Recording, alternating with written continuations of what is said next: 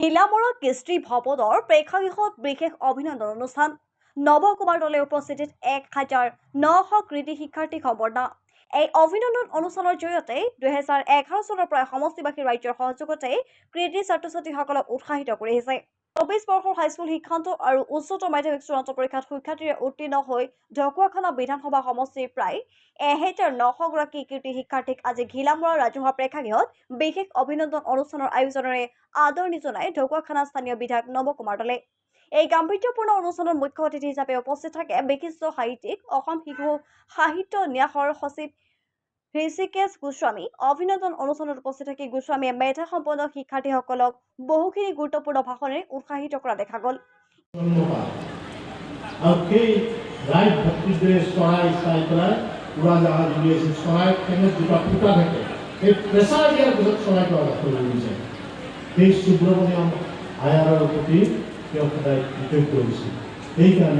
ইপিনে এই অনুষ্ঠানতে মাৰ্কিন যুক্তৰাষ্ট্ৰৰ Arizona State University School of earth and space এক্সপ্লৰেশ্যনৰ পৰা ধৰিত্ৰী আৰু মহাকাশ অনুসন্ধান বিষয়ত 4 বছৰীয়া স্নাতক পাঠ্যক্ৰমৰ প্ৰশংসনীয় সফলতাৰে সমাপ্ত কৰি ঢকুৱাখানাৰ লগতে ৰাজ্যখনলৈ গৌৰৱ কঢ়িয়াই অনা ঢকুৱাখানাৰ সুসন্তান হৈমন্ত ইছানকো বিশেষভাৱে সম্বৰ্ধনা জনোৱাৰ লগতে হৈমন্ত জ্যোতি পদাৰ্থবিদ্যা আৰু ব্ৰহ্মাণ্ড বিজ্ঞান বিষয়তে উচ্চ শিক্ষা আহৰণৰ বাবে অহা ছেপ্টেম্বৰ মাহত ইউৰোপ অভিমুখে যাত্ৰা কৰিব লগা ঈশানলৈ এই অনুষ্ঠানৰ জৰিয়তে শুভেচ্ছা জ্ঞাপন কৰিছে বিধায়কগৰাকীয়ে।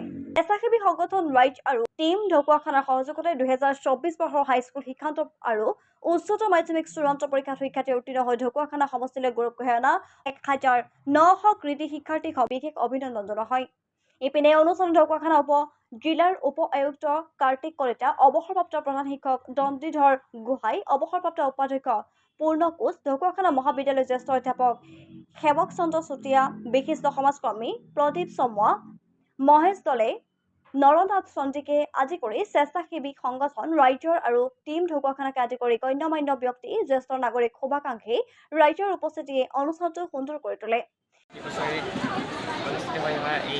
কিৰণ মেডক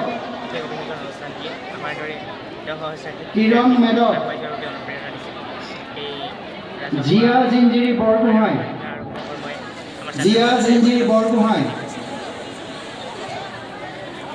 আৰু লক্ষ্মীপ্ৰিয়া বিলি। আজিৰ অনুষ্ঠানটোত আহি পেলাই তোমাৰ কেনেকুৱা অনুভৱ? বিধান বৰাই, মহেন্দ্ৰ ভূঞা। তোমাৰ যি পিছৰ চাম ছাত্ৰ ছাত্ৰী উঠি অহা